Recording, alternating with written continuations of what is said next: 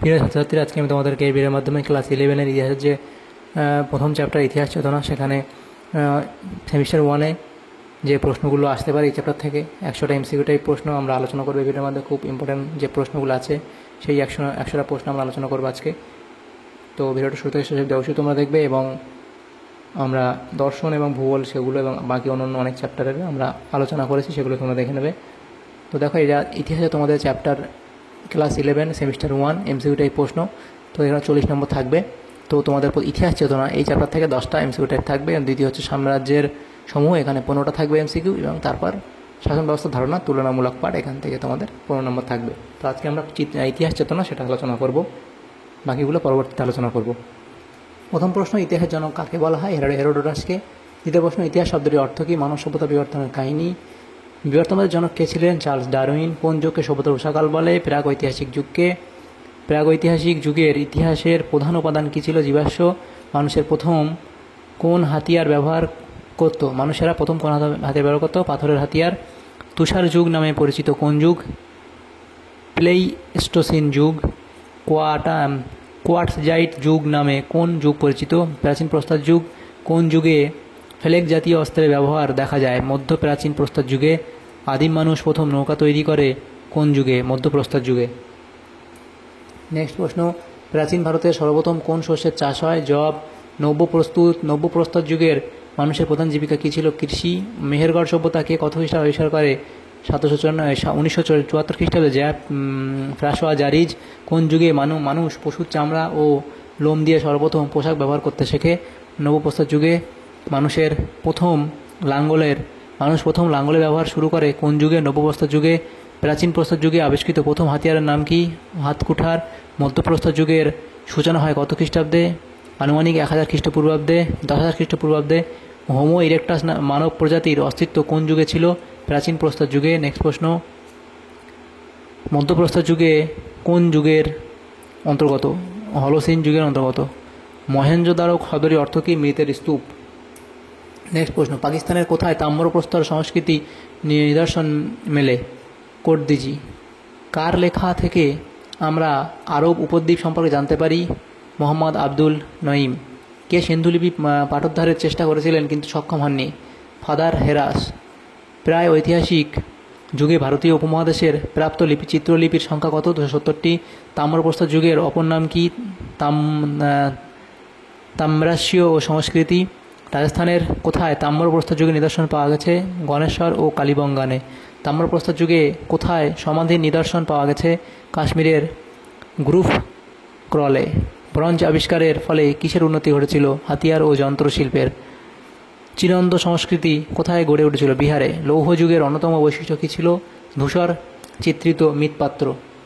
Next প্রশ্ন, radio carbon dating পদ্ধতি আবিষ্কার করেন উইলার্ড ফ্রাঙ্কলিবি।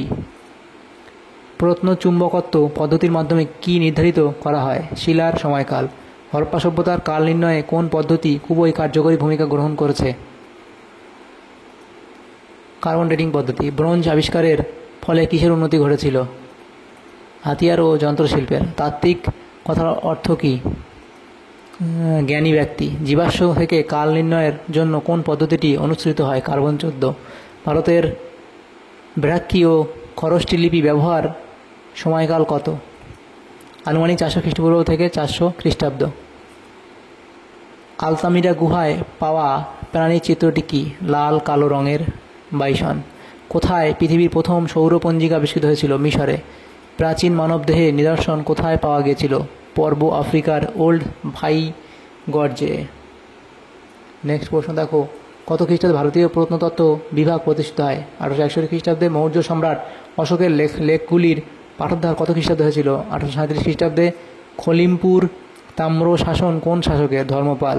বিশ্বের প্রাচীন শিলালেখা কোথায় পাওয়া যায়? ইরানের বেহিস্তানে। উত্তর 24 পরগনা জেলায় কোথায় ছাপযুক্ত মুদ্রা পাওয়া গেছে? চন্দ্রকেতুগড়ে। নেক্সট প্রশ্ন, চোল রাজাদের স্বর্ণমুদ্রা কী নামে পরিচিত? ক্যাশু। কোথায় শেকেল নামক মুদ্রার ব্যবহার চালু ছিল?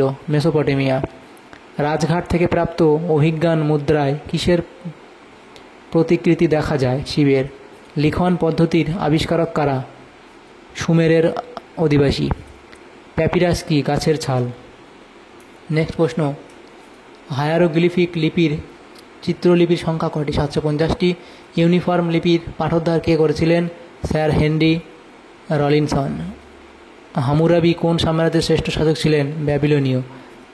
হায়ারোগ্লিফিক লিপির পাঠোদ্ধার কে করেন? জিন ব্রাসোয়া চ্যাম্পোলিয়ন। ঋগ্বেদে কতগুলি স্তুতিমূলক মন্ত্রের উল্লেখ আছে? 10,600টি। জরথুস্ট্রেরর উপদেশাবলী সংকলিত কোথায় আছে? জেন দাবেস্তায়। ইলিয়াড ও ওডিসি মহাকাব্য রচয়িতা কে? হোমার। গিলগামেশ কোন দেশের মহাকাব্য? মেসোপটেমিয়ার। মহাভারতের আদি নাম কি? জয় কাব্য। ভারতে পুরাণের সংখ্যা কটি? 18টি। নেক্সট প্রশ্ন, হর্ষচরিত গ্রন্থটি রচয়িতাকে? বাণভট্ট। বাক পতিরাজ রচিত গ্রন্থটির নাম কি? গৌরবহ।